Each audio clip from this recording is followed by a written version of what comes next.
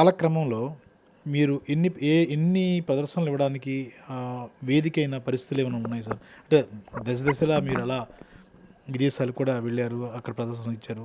ఆ పరిస్థితులకి ఎక్కడ నాంది ప్రస్థానం మొదలైంది? ముఖ్యంగా విశాఖపట్నంలో, విశాఖ సరౌండింగ్స్‌లో ప్రదర్శనల నేపథ్యంలో మాకంటూ ఒక ప్రత్యేకతని మేము చాటుకున్నామని చెప్పడానికి సగర్వంగా చెప్పవచ్చు.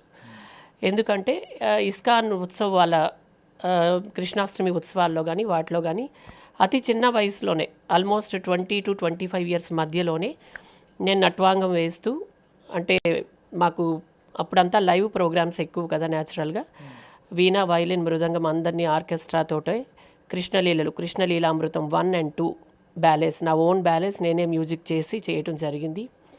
అలాగే చైతన్య మహాప్రభు బ్యాలే చేయటం జరిగింది, సీతారామ కళ్యాణం. వీటన్నిటికీ ఇన్స్పిరేషన్ నాకు ఆంధ్ర యూనివర్సిటీ డ్యాన్స్ డిపార్ట్మెంట్లో నాకు టీచింగ్ ఇచ్చినటువంటి బాలకొండలరావు గారు, బాలక్క. ముఖ్యంగా అప్పటి వరకు కూచిపూడి నేను నేర్చుకున్న గురువుల దగ్గర కూచిపూడి యొక్క విద్య ప్రాశస్త్యం ఒకలాగా, కూచిపూడి యొక్క వెలుగు ఒకలా నాకు తెలిస్తే, బాలక్క దగ్గరికి వెళ్ళిన తర్వాత దానిని ఎలా మలుచుకోవాలి, ముఖ్యంగా ఒక జెంట్స్ అండ్ లేడీస్ నేర్చుకునేటప్పుడు జెంట్స్ దాన్ని ఎట్లా చేయొచ్చు, ఎన్ని రకాలుగా ఆ వేరియేషన్స్, రెండోది ఒక బ్యాలెన్స్ చేసేటప్పుడు ఉండే టెక్నిక్స్, ఇవన్నీ పీజీ నేర్చుకునే టైంలో ముఖ్యంగా బాలకొండలరావు గారు గురువు అవటం వల్ల నేర్చుకున్నానని నేను సగర్వంగా చెప్పొచ్చు. ఆ టైంలో రెగ్యులర్గా ఈ ప్రదర్శనలు చాలా ఇస్తున్నప్పుడు డిఫరెంట్ స్టూడెంట్స్ మా దగ్గరకు అలా రెగ్యులర్గా వస్తుండేవారు. గణపతి సచ్చిదానంద స్వామి ఆశ్రమంలో చేశాము, pyramid spiritual society movement meditation ట్రస్ట్లో చేశాము, చిన్నజీయర్ స్వామి ఆశ్రమంలో చేశాము, దూరదర్శన్ వారి మువ్వల సబడి, స్టూడియో 1 ఛానల్ వారి సిరి మువ్వలు, చాలా ప్రోగ్రామ్స్ చేస్తున్న తరుణంలో మేము మెడిటేషన్ ట్రస్ట్తో చాలా సంబంధాలు పెట్టుకోవటం జరిగింది. సంబంధాలు మీన్స్ రెగ్యులర్గా వాళ్ళు మాకు ప్రోగ్రామ్స్కి పిలవడం. అట్ ద సేమ్ టైం ధ్యానం అంటే ఏంటి, మెడిటేషన్ ఎందుకు చేయాలి, అది మేము స్వానుభవంగా తెలుసుకోవటం. ముఖ్యంగా ధ్యానం వల్ల మాకు వర్క్ టెన్షన్స్ ఎక్కువ ఉంటాయి, హెడేక్, సివియర్ టెన్షన్స్ ఉంటాయి. అవన్నీ నేను స్వానుభవంతో నేను మెడిటేషన్ చేయటం వల్ల చాలా హెల్దీ అనిపించుకోవటం, చాలా ఆత్మసంతృప్తి పొందడం. అట్ ద సేమ్ టైం ముఖ్యంగా ఈ మెడిటేషన్ ట్రస్ట్కి దీనికి పరిచయం చేసిన నా స్టూడెంటు ఒక పెద్ద మెడిటేషన్ గురువు డాక్టర్ జీకే గారు, అలాగే వారి వైఫ్ పద్మ నా స్టూడెంట్స్ కావటం ఒక ముఖ్య కారణమైంది. వీళ్ళు ఇక్కడ మన భారతదేశంలోనే కాకుండా ఇతర దేశాల్లో కూడా ఎక్కువగా మెడిటేషన్ ప్రోగ్రామ్స్ చేయడం జరిగింది. అట్ ద సేమ్ టైం వాళ్ళు ఏంటంటే, మేము మెడిటేషన్తో పాటు శాస్త్రీయ నృత్యం బయట దేశాల్లో మీకు మేము శాస్త్రీయ నృత్యాన్ని పరిచయం చేయాలంటే ముందు మా గురువు గారిని తీసుకెళ్ళాలి అనేది వాళ్ళు సంకల్పం పెట్టుకొని పద్మ మొట్టమొదటిసారిగా నన్ను వియత్నాం తీసుకెళ్ళటం, అక్కడ స్టూడెంట్స్ గ్యాదర్ అవ్వడం, తర్వాత అలాగే అక్కడ మన్యం గారి సహకారం, మలేషియా తెలుగు అసోసియేషన్ వారి సహకారంతో, ముఖ్యంగా ఈ పద్మ అనే స్టూడెంట్కి పైడా ఇంటర్నేషనల్ అనే ఆర్గనైజేషన్ ఉంది, వారి ద్వారా మేము సుమారు 10 దేశాలలో, దుబాయ్, ఇండోనేషియా, బాలీలో చేశాము. దుబాయ్లో మనకి అక్కడ ఎవ్రీ ఇయర్ కూడా ఒక ఇండియన్ కల్చరల్ ప్రోగ్రామ్ మన ఇండియన్ ఎంబసీ ద్వారా అవుతుంది, అది చేశాము. సింగపూర్ చేశాము, మలేషియా చేశాము, వియత్నాం చేశాము, హెనాయ్ చేశాము, అబుదాబి చేశాము, ఖత్తర్ చేశాము. ఇలా చాలా దేశాల్లో రెగ్యులర్గా ప్రోగ్రామ్స్ చేయడం, టీచింగ్ క్లాసెస్ చెప్పడం, అక్కడ వాళ్ళు ఇక్కడికి వస్తున్నప్పుడు మళ్ళీ మా దగ్గర టీచింగ్ క్లాసెస్ అటెండ్ అయ్యి వెళ్తుండడం. అంటే మీరు చెప్పారు సార్, చాలా విదేశాల్లో ప్రదర్శనలు ఇచ్చారని. కూచిపూడి అంటే మన రాష్ట్రంలో కానీ మన దగ్గరే ఒక చిన్న చూపు కొంతమందిలో ఉంది. అలాంటి పరిస్థితుల్లో విదేశాలకు వెళ్ళి మీరు అక్కడ శిక్షణ ఇచ్చిన తర్వాత అక్కడి నుంచి ఎలాంటి స్పందన వచ్చింది? అసలు కూచిపూడి నృత్య ప్రదర్శన కానీ నృత్య కళపైన ఎలాంటి అభిప్రాయం ఉందో? ఇక్కడ చాలామందికి చిన్న చూపు అంటే ఒప్పుకోనండి, చిన్న చూపు కాదు, తెలియదు అంతే. అంటే శాస్త్రీయ నృత్యం కదా, ఎవరు ఎక్కువ దీన్ని ఆనందిస్తారా, చూస్తారా, లేదంటే దీనివల్ల పిల్లలకి నేర్పిస్తే ఏదైనా ఉపాధి అవకాశాలు ఉంటాయా, లేదంటే ఎందుకులే అనే ఒక అశ్రద్ధ తప్ప చిన్న చూపు అని కాదు. అప్పుడు కూడా సినిమా ప్రభావం వల్లనే చాలా వరకు నృత్యం బయటకు వచ్చింది ఒక సందర్భంలో, అది మనం ఒప్పుకోక తప్పదు. పూర్వం మన పాత మూవీస్లో మల్లీశ్వరి సినిమాలో పూర్తిగా యక్షగానం ఉంటుంది, అలాగే గిరిజా కళ్యాణం యక్షగానం కూడా ఏదో ఒక సినిమాలో ఉంటుంది. చాలా సినిమాల్లో దశావతార శబ్దం అనగా జావలీలు, పదాలు ఇలాంటివన్నీ పూర్వం అవే ఉండేవి. అలాగే తర్వాత విశ్వనాథ్ గారి మూవీస్లో శాస్త్రీయ నృత్యానికి శాస్త్రీయ సంగీతానికి ఉండే ప్రాధాన్యత మన ప్రజలకు వివరించే ప్రయత్నం ఆయన ఎన్నో వారి ప్రయోగాల్లో వారు చూపించారు. అయితే సినిమా వరకు వెళ్ళేటప్పుడు సినిమా తాలూకా డ్యాన్స్ వేరు కావటం, ఆ ప్రభావం అనేది ఆటోమేటిక్గా జనరేషన్ మీదో యూత్ మీద ఉండడం వల్ల కొంచెం అశ్రద్ధ తప్ప, అన్నం ఎప్పుడు అశ్రద్ధ చేయం కదా. ఆ అన్నంని పులిహార అంటే పాత రకంగా తింటారు, ఇప్పుడు బిర్యానీయో ఇంకో ఫ్రైడ్ రైసో అంటే న్యూ జనరేషన్గా తింటారు. బట్ అన్నమే, అన్నం పోదు. అయితే మేము విదేశాల్లో వెళ్ళినప్పుడు చేసినప్పుడు అనూహ్యమైన స్పందన వచ్చింది. చాలా గౌరవం, చాలా రెస్పెక్ట్, చాలా ప్రేమ. మన ఆర్ట్ ఇలా ఉంటుందా అని ఇష్టం. అక్కడ నా స్టూడెంట్ పద్మ వియత్నమీ ఎంబసీ, ఇండియన్ ఎంబసీతో పాటు కోఆర్డినేట్ అయ్యి క్లాసెస్ చెప్పేది. ఇప్పుడు ఆ అమ్మాయి లండన్లో మాంచెస్టర్లో ఉంది. మాంచెస్టర్లో అక్కడ ఆల్రెడీ క్లాసెస్ స్టార్ట్ అయింది. అక్కడ రిజిస్టర్డ్ డ్యాన్స్ స్కూల్ స్టార్ట్ చేసింది. అంటే లండన్ గవర్నమెంట్ రిజిస్ట్రేషన్ రావడం ఇట్స్ నాట్ ఆర్డినరీ థింగ్. అయితే మన స్పిరిచువల్ ఆర్ట్స్కి ఇతర దేశాలలో విపరీతమైన భక్తి ఉందండి. అదైతే మనం అసలు దానికి సందేహమే లేదు. మన తెలుగు చీర ఎలా కట్టుకోవాలి, చీర కట్టుకుంటారు, చీర కట్టుకొని ఫోటోలు తీసుకుంటారు, డ్యాన్సెస్ ప్రాక్టీస్ చేస్తుంటారు, ఆన్లైన్లో చేస్తుంటారు, ముద్రలు నేర్చుకుంటుంటారు. ముఖ్యంగా మన శాస్త్రీయ నృత్యంలో ఉన్న ముద్రలు, ప్రాచీన ముద్రలు, యోగా ముద్రలు తాలూకా పూర్వాపరాల మీద నేను ఒక బుక్ కూడా ఇప్పుడు థీసిస్ రాస్తున్నాను.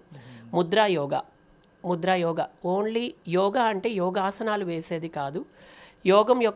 యోగా యొక్క ప్రధాన లక్షణాలు, ముద్రలతోనే యోగా ముఖ్యంగా ధ్యానం చేస్తూ ఏ విధంగా ఆరోగ్యాన్ని పూర్వం యోగులు బాగుపరిచే ప్రక్రియ ఉంది, ఒక రకమైనటువంటి శాస్త్రం ఉంది అనే దానిని నాకున్న పరిధిలో నేను వెలికి తీసి చాలామంది పెద్దవాళ్ళ ఇంటర్వ్యూస్, వాళ్ళ సలహాలు తీసుకుంటూ ఆ బుక్ని త్వరలో అందరికి మీ ముందుకు తేబోతున్నాను. ఇంకో ముఖ్యమైన విషయం ఏంటంటే, చాలామంది ముఖ్యమంత్రులు, దాదాపుగా చాలామంది ముఖ్యమంత్రుల ఎదుట ప్రదర్శన చేసిన అనుభవం, ఒక అపూర్వ అనుభవం, అవకాశం మీకు లభించింది. ఆ అవకాశం, అనుభవం కోసం ఒకసారి మీరు ప్రస్తావిస్తారండి. ఎలాంటి పరిస్థితుల్లో వచ్చిందని? మన వైజాగ్లో ప్రోగ్రామ్స్ అయితే, అంటే చెప్తున్నాను కదా, ఎవరింట్లో ఉన్న వాళ్ళకి తెలియదు అని డైరెక్ట్గా సాయినాథ్ కళా సమితిని వెతుక్కుంటూ అవకాశాలు వచ్చాయి అని నేను చెప్పను. అవుట్డోర్లో చూసారా, ఎక్కడో విజయవాడలోని, రాజమండ్రిలోని, హైదరాబాద్లో ఉండేటప్పుడు డైరెక్ట్గా అకాడమీకి ఫోన్స్ వచ్చి చేసిన సందర్భాలు చాలా ఉన్నాయి. వైజాగ్లో నాకుండేటువంటి ఇతర మిత్రులతో ఉండేటువంటి లింకప్స్, లైక్ చాలామంది ఈవెంట్ మేనేజర్స్, రాజ్ మతాజ్, మీనాక్షి మేడం గారు కానీ, అలాగే స్నేహాంజలి విఎన్ మూర్తి గారు కానీ, ముఖ్యంగా వెల్ఫేర్ గ్రూప్ ఆఫ్ కంపెనీ, ముఖ్యంగా మన పశ్చిమ నియోజకవర్గ వైఎస్ఆర్సీపీ ప్రతినిధి, ఇప్పుడు మన ఆంధ్రప్రదేశ్ స్టేట్ ఎడ్యుకేషనల్ బోర్డు దాని ఇన్ఛార్జ్ డైరెక్టర్ మన మల్ల విజయ్ ప్రసాద్ గారు ఈ విషయంలో చాలా మాకు సహకరించేవారు. అంటే వైజాగ్లో ఏ పెద్ద ప్రదర్శన, ఏ విశాఖ ఉత్సవ్ జరిగినా, ఏ మేజర్ సీఎం వచ్చినప్పుడు, కిరణ్ కుమార్ రెడ్డి గారు వచ్చినప్పుడు నాకు బాగా గుర్తు, గోపాలపట్నంలో పెట్రోల్ బంక్ దగ్గర అది బహిరంగ సభ, రేపు తెల్లవారితే అది బహిరంగ సభ, సాయంత్రం 4 గంటలకు ప్రోగ్రాం, రాత్రి 1 గంటకు ఆయనే నాకు డైరెక్ట్ ఫోన్ చేశారు. నాకు కొంచెం బాగా చనువు ప్రోగ్రామ్స్ వల్ల, వాళ్ళ పాపకి కూడా నేను నేర్పాను. సాయి, తెల్లవారు సీఎం గారు వస్తున్నారు, నీకు ఇప్పుడే చెప్తున్నాను, ఈవినింగ్ ఒక మంచి టీంతో 2-3 చెయ్యమ్మా అంతే. అలాగే మనకి రాజ్మతాజ్ వాళ్ళ వల్ల ఎక్కువగా విశాఖ ఉత్సవ్ మెయిన్ ఐటమ్ మేము చేసేవాళ్ళం, సీఎం ముందు చేసేవాళ్ళం, చాలా ఆడియో రిలీజ్ ఫంక్షన్స్ చేసాము. ముఖ్యంగా ఇస్కాన్ సంస్థతో నాకు ఉండేటువంటి రిలేషన్షిప్ వల్ల కానీ, ఇస్కాన్లో నేను ఇచ్చేటువంటి సర్వీసెస్ వల్ల కానీ, ఆ మాతాజీ గారు రెగ్యులర్గా ప్రోగ్రామ్స్ పిలిచేవారు. అక్కడ వాళ్ళు మైల్ స్టోన్ శంకుస్థాపన అప్పుడు రోసయ్య గారు వచ్చినప్పుడు కూడా ఆ మేజర్ ప్రోగ్రామ్ అక్కడ రోసయ్య గారు ఎదురుగుండా మేము చేయడం జరిగింది. అలాగే ఐఎఫ్ఆర్ చేసేటప్పుడు ఇండియన్ నేవీ హౌస్లో నేవీ కమాండెంట్ తాలూకా మెయిన్ మెంబర్స్ 20 మెంబర్స్ గ్యాదరింగ్ ఉంటుంది, జస్ట్ 20 మెంబర్స్ విత్ సీఎం. అందులో కూడా స్పెషల్ పర్ఫార్మెన్స్ మేము చేయడం జరిగింది, ఐఎఫ్ఆర్లో చేయడం జరిగింది. Visakha Utsav every year main stage మీద చేశాము అంటే అది మాకు అందరూ ఇచ్చిన అవకాశం, దాన్ని మేము నిలబెట్టుకునే ప్రయత్నం చేశాము. అది నటరాజస్వామి సంకల్పం, స్వామి మాకు ఇచ్చేటువంటి దయ. ఇదంతా ఒక ఎత్తు అయితే, మీరు భవిష్యత్తు కార్యాచరణ ఏం చేస్తున్నారు? అంటే ఇప్పటివరకు వేలాది ప్రదర్శనలు ఇచ్చారు, చాలామందికి కూచిపూడిని దగ్గర చేశారు, ఇంకా శిక్షణ ఇస్తూనే ఉన్నారు. ఇది ఒక ప్రవాహంలో ఇది కొనసాగుతుంది. కానీ భవిష్యత్తు కార్యాచరణ ఏమైనా ఉందా దీనికి సంబంధించి? కూచిపూడిని మరింతగా ప్రజల్లోకి తీసుకెళ్ళేందుకు కానీ, లేదంటే మీకు ఆల్రెడీ కొన్ని అవార్డ్స్ కూడా, గిన్నీస్ బుక్ ఆఫ్ రికార్డ్స్ కానీ, ఇవన్నీ కూడా సొంతం చేసుకున్నారు. మీదొక చరిత్రలో మీదొక పేజీ, అంటే కూచిపూడి కళకు సంబంధించి భవిష్యత్తు కార్యాచరణ ఏమైనా ఉందా? ఒక మంచి అకాడమీ ఫుల్ ప్లెడ్జెడ్గా స్థాపించాలి అనేది అయితే కల అండి. అది ఎంతవరకు చేయగలం అనేది తెలీదు. ఎందుకంటే ఏ, మీరన్నట్టుగా ఇంకా ఏదో సాధించలేదు. ఇంకా కూచిపూడి అనంత సాగరంలో జస్ట్ ప్రయాణం మొదలు పెట్టాము, కొంతవరకు వెళ్ళాము, అదైతే ఒప్పుకుంటాను. మాకు తెలియని ప్రపంచం చాలా ఎక్కువ ఉంది. ఇంకా అదంతా కూడా చూస్తున్నాము, నేర్చుకుంటున్నాము, నేర్పిస్తున్నాము. బట్ ఒక మంచి అకాడమీ, అది కూడా సర్వీస్డ్గా ఉండేటువంటి అకాడమీ, ఆ, ఒక అకాడమీ అనేది పూర్తి స్థాయిలో ఓన్ ప్రిమిసెసెస్లో ఒక విశాలమైనటువంటి ప్రదేశంలో, అంటే ఈ అకాడమీలోకి వెళ్తే ఎంత బాగుంటుంది, ఇక్కడ నేర్చుకోవాలి అని ఒక గురుకులాన్ని స్థాపించాలనేది మాత్రం అది ఎప్పుడు మనసులో ఎయిమ్. అది అవకాశం ఎప్పుడు నెరవేరాలని నటరాజస్వామి సంకల్పిస్తే అప్పుడు అవుతుంది. అంటే మీరు చెప్పారు కదా, ఇప్పుడు ఏదైతే ప్రాచీన కళలైన కూచిపూడి ఇవన్నీ కూడా ఉపాధికి అవకాశాలు ఉన్నాయని తెలుసుకున్నాక ఇప్పుడు యువతరంలో వాటిని నేర్చుకోవాలన్న సంకల్పం కానీ ఆలోచన కానీ వస్తుందని చెప్పారు. అంటే ఈ విషయంలో ప్రభుత్వాలు ఏ రకంగా సహకరించాలి? రెండు రాష్ట్రాల ప్రభుత్వాలు ఈ కూచిపూడి కళను మరింతగా విశ్వవ్యాప్తం చేయడానికి ప్రభుత్వాల తరపు నుంచి ఎలాంటి కృషి ఉంటే బాగుంటుంది అని సూచిస్తారు? అంటే ఇప్పుడు చెప్తున్నాను కదా, 25 years బ్యాక్ మేము నేర్చుకున్నప్పుడు, అంటే అప్పుడు ఉపాధి కోసం ఎవరు నేర్చుకునే వాళ్ళం అనేది అబద్ధం. ఉపాధి కోసం అంటే నేర్చుకునే వాళ్ళం ఎలా, ఎవరికి వారే ఒక డ్యాన్స్ స్కూల్ పెట్టుకొని నేర్పుకొని దాని మీద ఏదైనా ఉపాధి వెతుక్కునే వాళ్ళము అంటే ఒప్పుకుంటాను. ప్రత్యేకించి ఒక స్కూల్స్లో నేర్పిస్తారు, స్కూల్స్లో డ్యాన్స్ టీచర్స్ ఉంటారు, గవర్నమెంట్ పరమైన ఉపాధి ఉంటుంది అనేది మాకు అసలు ఊహ కూడా లేదు. ఆ ప్రయత్నం ఎక్కడా కనిపించేది కాదు అప్పుడు.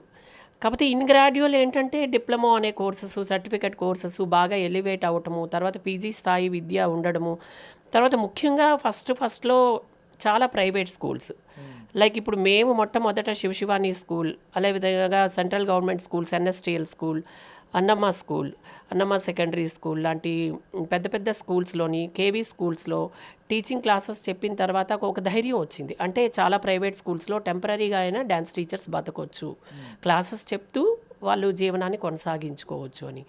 అట్ ద సేమ్ టైం మా అకాడమీ ద్వారా సుమారు 9 మంది టీచర్స్కి రెగ్యులర్గా చాలా స్కూల్స్లోకి టీచింగ్కి పంపించి మేము శాలరీస్ ఇచ్చేవాళ్ళం. నా వైఫ్ కూడా తర్వాత సర్టిఫికెట్ కోర్సు పోస్ట్ గ్రాడ్యుయేషన్ చేసిన తర్వాత ఆంధ్ర యూనివర్సిటీ డ్యాన్స్ డిపార్ట్మెంట్లోనే పీజీ చేయటం జరిగింది. ఆమె కూడా అట్ ప్రాపర్ నేర్చుకున్న తర్వాత ఆమె కూడా మాకు SKS academy junior section classes చెప్పడము, ఎన్ఎస్టిఎల్ స్కూల్స్ కొన్ని స్కూల్స్లో చెప్పడం జరిగింది. ఇలా బాగుందిలే, అన్ని స్కూల్స్లో ఒక రకమైన భవిష్యత్తు కనిపిస్తుంది అనే టైంలో 2 years బిఫోర్ ఏమైందంటే చంద్రబాబు నాయుడు గారి హయాంలో ముఖ్యంగా అన్ని గవర్నమెంట్ స్కూల్స్లో ప్రైవేట్గా టీచర్స్ని తీసుకున్నారు. ఎలా అంటే వారానికి 3 రోజులు 4 రోజులు శిక్షణా పథకం, టీచర్స్ 15,000 అరౌండ్ శాలరీ. అది ఆ టైంలో నేను ఆంధ్ర యూనివర్సిటీ డ్యాన్స్ డిపార్ట్మెంట్లో గెస్ట్ ఫ్యాకల్టీగా చేయడం వల్ల నేనైతే చేయలేదు, కానీ నా వైఫ్ చేస్తున్నటువంటి బ్యాచ్ స్టూడెంట్స్ చాలామంది వైజాగ్లో టీచర్సే కాకుండా ఓవరాల్ ఆంధ్రప్రదేశ్ చేయటం జరిగింది. వాళ్ళకి ఒక 1 year చేశాక ఒక రకమైన ఆశ కూడా వచ్చింది. ఎట్లా అంటే కొన్నాళ్ళైనా గవర్నమెంట్ స్కూల్స్లో ఈ విధంగా టీచర్స్గా వర్క్ చేయడం వల్ల, ఎన్నో స్కూల్స్లో ఆర్ట్ టీచర్స్, స్పోర్ట్స్ టీచర్స్ ఉన్నట్టే మ్యూజిక్ టీచర్స్ చాలా పోస్టింగ్స్ ఉన్నాయి చాలా చోట్ల. అలా డ్యాన్స్ టీచర్స్ కూడా ఒక పర్మనెంట్ ఉద్యోగం అనేది ఉంటుంది అని దాన్ని డిఎస్సిలో పెడతామన్నారు. అవన్నీ కూడా చాలా ఆశలు పెట్టుకున్నారు. బట్ కారణాలు నాకు తెలియదు, కానీ ఇప్పుడు ఈ ఇయర్ అది తీయటం జరగలేదు.